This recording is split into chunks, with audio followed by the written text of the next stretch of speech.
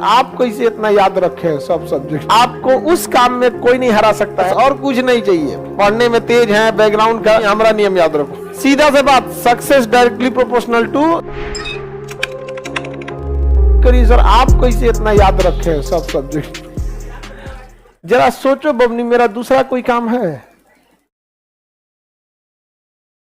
उस तरह से तो सोचिएगा कि अखबार वाला कैसे याद रखा है, किस घर में कौन सा अखबार देना है। नहीं समझे? आपको दे दिया जाएगा जहां दैनिक जागरण वहां टाइम सब इंडिया फेंक के चल आएंगे।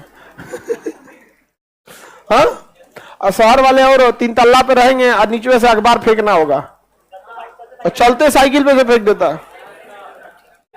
हम आप दवाई की दुकान वाले को देखिएगा, वो कुछ कुछ हेल्पर को रखे रहता है। वो बहुत ज्यादा पढ़ा होगा या नहीं होगा कोई ठीक नहीं। कई तो हमारे यहाँ एक दवाई है, इतना पुराना दवाई का दुकान है, जिसका हेल्पर है पढ़ा लिखा नहीं है, लेकिन कोनो दवाई मांगिए खोज देगा तुरंत फटाक से। वो अल्फाबेटिकली सजा के रखे हैं सब, ए से इधर, बी से इधर, सी से इधर, अल्फाबेटिक अपना सजा के रखे रहते हैं, अपना जो भी उनका तरीका होगा।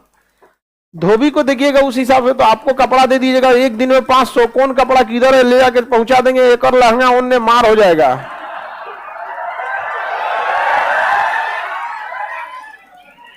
नहीं समझे? आपको उस काम में कोई नहीं हरा सकता है जिसको आप सबसे ज्यादा समय देते हैं।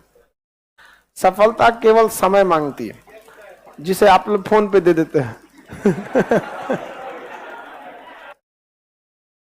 तो आप जिसको जितना समय दीजिएगा वो चीज आपका होके रहेगा, बस और कुछ नहीं चाहिए। पढ़ने में तेज है, बैकग्राउंड का, जो लड़के कमजोर होते हैं ना, सोच कम टाइम देते हैं सब। देखिएगा जिनका मैथ कमजोर है सबसे कम टाइम मैथ को दिया है, जिसका इंग्लिश मजबूत है वो सबसे ज्यादा टाइम इंग्लिश को दिया है। हम सबसे ज्यादा टाइम जीएस को दिए हैं। जीएस सही है, नहीं समझे? आपके सीधा से बात, success directly proportional to time. Gay Lussac का नियम है, नहीं है, हमारा नियम याद रखो।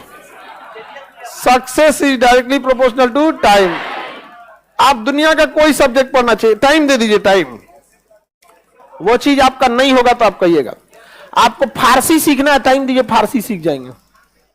हाँ, हम लोग के साथ एक लड़का था, उर्दू लिखता है कि मुसलमान लोग फेल हो जाएंगे।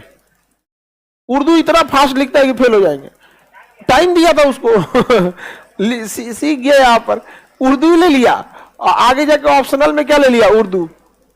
अमूमन उर्दू, संस्कृत, अब बताइए आप अगर कोई मान के चलिए कोई आदमी उर्दू ले रहा है और मुस्लिम लोग थोड़ा सा इजी होते हैं ना, उसको ले लेना है यहाँ पे।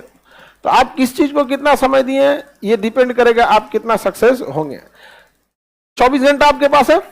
सबसे बड़ा टाइम स्लॉट, आप एक टाइम स्लॉट देखिएगा जो सबसे ज्यादा देते हैं, वो सोने में देते हैं। आप सो जाते हैं 7 से 8 घंटा, एवरेज 7 से 8 घंटा।